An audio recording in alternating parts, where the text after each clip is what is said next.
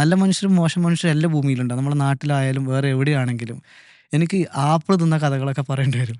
വിശപ്പടക്കാൻ വേണ്ടി തീർച്ചയായിട്ടും. ആപ്പിൾ കഴിച്ചത്, വാൾനട്ട് കഴിച്ചതൊക്കെ ധാരാളം പറയേണ്ടി വരും. ധാരാളം വീടുകളിൽ അഭയം കിട്ടിയിട്ടുണ്ട്. അതിലെനിക്ക് ഇഷ്ടപ്പെട്ടൊരു സ്ഥലമാണ് സോൻമർഗ്. ഗാന്തർബാൾ ജില്ല ഒരു അടിപൊളി സ്ഥലമാണ്. ധാരാളം കാഴ്ചകൾ സമ്മാനിക്കുന്ന സുറു റിവറൊക്കെ ഞാൻ കണ്ടിട്ടുണ്ട്. നമ്മൾ പഠിച്ച നദികളൊക്കെ കാശ്മീരിൽ കണ്ടിട്ടുണ്ട്. അതിൽ എടുത്തു പറയേണ്ടത് പെഹൽഗാം, ഗുൽമർഗ്, സോൻമർഗ് ഇതാണ് ടൂറിസ്റ്റുകൾ മെയിനായിട്ട് പോകുന്നൊരു സ്ഥലം. പക്ഷേ ഇതിൻ്റെ അകത്തും ധാരാളം സ്ഥലങ്ങളുണ്ട്. അവിടെ ക്യാമ്പ് ചെയ്തിട്ടുള്ളതിൻ്റെ എക്സ്പീരിയൻസ് എനിക്ക് എടുത്തു പറയേണ്ട കാര്യങ്ങളാണ്. ഓരോ മനുഷ്യരും വ്യത്യസ്തമായ രീതിയിൽ ജീവിക്കുന്നു. ചിലർക്ക് മോശം അനുഭവമായിരിക്കും. പക്ഷേ കാശ്മീരിൽ എനിക്ക് രണ്ടുമുണ്ട്. നല്ലതുമുണ്ട്, മോശവുമുണ്ട്. പക്ഷേ ഞാൻ ജനങ്ങളിലേക്കെന്നും നല്ല കാര്യങ്ങൾ മാത്രമാണ്. സാറിനായാൽ പോലും നാളെ സ്വപ്നം കാണുന്നത് നല്ല സ്വപ്നങ്ങളാണല്ലോ. തീർച്ചയായിട്ടും. ഈ മനുഷ്യർക്കൊരിക്കലും വ്ളോഗുകളിലൂടെ എപ്പോഴും നന്മകൾ അല്ലെങ്കിൽ അവിടുത്തെ നല്ല കാഴ്ചകൾ ജനങ്ങളിലേക്ക് എത്തിക്കുന്നു തീർച്ചയായിട്ടും എന്നുള്ളതാണ്. നദികളെക്കുറിച്ചും ഈ പർവ്വതങ്ങളെക്കുറിച്ചും കാശ്മീരിലൊക്കെ ഗ്രാമങ്ങളെക്കുറിച്ചും എത്തുമ്പോൾ നമ്മൾ അല്ലെങ്കിൽ ഈ മറ്റ് സ്ഥലങ്ങളിലൊക്കെ എത്തുമ്പോൾ അവിടെയുള്ള ഒരു ഗ്രാമീണരുടെ അടുത്തേക്കാണല്ലോ ചെല്ലുന്നത്. അവിടെയുള്ള ആളുകളുടെ നമ്മളെ സ്വീകരിക്കാൻ അല്ലെങ്കിൽ ഗ്രാമീണരുടെ നമ്മളോടുള്ള അവരുടെ ഒരു പെരുമാറ്റമൊക്കെ എങ്ങനെയാണ്? ഗ്രാമവാസികളിലാണ് കൂടുതലും സ്നേഹമുള്ളത്. പട്ടണങ്ങളിലെ ആൾക്കാർ കൂടുതലും കാണുന്നത് സഞ്ചാരികൾ വന്നാൽ അവരിൽ നിന്നും ഭക്ഷണത്തിൻ്റെ പൈസ കൂട്ടിയെടുക്കുക, ഹോട്ടലിൽ കൂടുതൽ പണം വാങ്ങുക എന്ന ചിന്താഗതി. അവർക്കത് കിട്ടും അത്. കാരണം ടൂറിസ്റ്റ് ലൊക്കേഷനാണ്. ഗ്രാമങ്ങളിൽ അവരെ വസ്ത്രരീതി വളരെ വ്യത്യാസമാണ്. ഒരു വലിയൊരു ഷാൾ പോലത്തെയൊക്കെ ആയിരിക്കും. ജുബ്ബ എന്നൊക്കെ പറയും തോന്നുന്നല്ലേ? അതെ. ജുബ്ബ വലിയൊരു ഷാൾ. അവരെ ഡ്രസ്സൊക്കെ അടിപൊളിയാണ് കേട്ടോ. അതെ. ഒരു വലിയൊരു ഷാളൊക്കെ ഇട്ട് തൊപ്പിയൊക്കെ ഇട്ട് ചില ആൾക്കാർ വലിയ താടിയൊക്കെ ഉണ്ടാവും. പക്ഷെ നല്ല സൗന്ദര്യമാണ് ആൾക്കാരെ കാണാൻ. അത് എല്ലാ മനുഷ്യരും ഒരുപോലെയാണ്. പ്രായമായ ആൾക്കാരൊക്കെ കണ്ട് എന്ത് ഭംഗിയാണെന്നറിയോ? അവർ ആടുകളെയും കൊണ്ട് ഇങ്ങനെ പർവ്വതങ്ങളിലൂടെ ആ പർവ്വത താഴ്വരകളെന്നൊക്കെ പറഞ്ഞാൽ നമ്മളൊക്കെ സ്വപ്നം കാണുന്ന സ്ഥലങ്ങൾ പോലെയാ.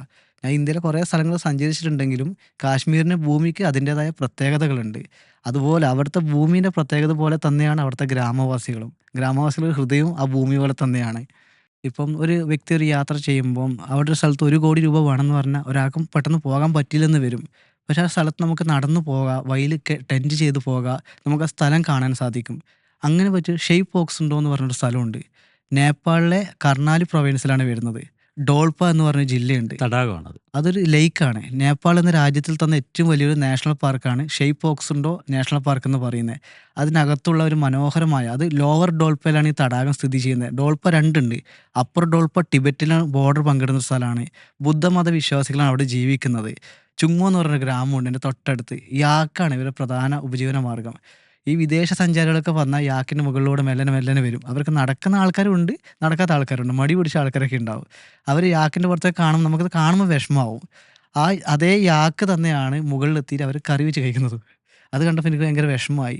താഴെ നിന്ന് ഇത്രയും ദൂരം വന്നിട്ട് അത് തിരിച്ച് വരത്തില്ല താഴോട്ട്. കാരണം അവിടുത്തെ ആൾക്കാരുടെ പ്രധാന ഭക്ഷണം എന്ന് പറയുന്നത് ആടും യാക്കുമാണ്. യാക്കിൻ്റെ ഇറച്ചി. യാക്കിനെ കൊല്ലുന്നത് കണ്ടപ്പോൾ പെട്ടെന്നൊരു വിഷമം തോന്നിയായിരുന്നു. കാരണം അതിൻ്റെ പുറത്ത് എല്ലാവരും വന്ന് സാധനമൊക്കെ ഇട്ട് അത് ആ ഒരു ഇത് കൊണ്ടാണ് കേട്ടോ. അതെ. കാരണം ഓരോ ദേശത്തിലും ഓരോ ഭക്ഷണ രീതികളാണ്. യെസ്. തടാകം അതിമനോഹരമാണ്. ഒരു പച്ചയും നീലയും കലർന്നൊരു തടാകം. ആ തടാകത്തിൻ്റെ പേര് തന്നിട്ടുണ്ട്. ടർക്കോയിസ് ലേക്ക് ടർക്കോയിസ് എന്നാണ് ലേക്ക്. അതെ. പറയുന്നത്. ആ വെള്ളം. ആ ഒരു വൈ ഷേപ്പിലാണ്. 3 മലകൾക്കിടയിലാണ് ആ തടാകം സ്ഥിതി ചെയ്യുന്നത്. മഞ്ഞ് കാലത്ത് പോയാൽ മഞ്ഞും മലയും കാണാം. അതിൻ്റെ സൈഡിൽ തടാകവും കാണാൻ സാധിക്കും. ഏകദേശം ഒരു 4 ദിവസത്തെ ട്രെക്കിംഗാണ്. ദുനൈ എന്ന ക്യാപിറ്റലുണ്ട് ഡോൾപ് ജില്ലക്ക്. അവിടുന്നാണ് ഈ ട്രെക്കിംഗ് ആരംഭിക്കുന്നത്.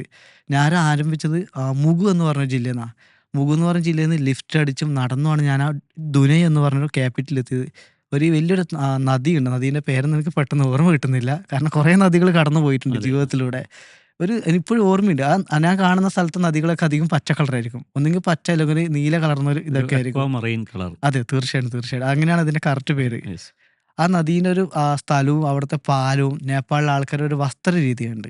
അത് എന്തോ ഒരു സങ്കടം തോന്നിപ്പിക്കും. ഞാൻ അവിടെ പോകുമ്പം എൻ്റെ ശരീരം മൊത്തം അഴുക്കായിരുന്നു. ഇങ്ങനെ തട്ടിയ പൊടി പാറും. കാരണം അവിടെ റോഡോ കാര്യങ്ങളൊന്നുമില്ല നേപ്പാളിൽ.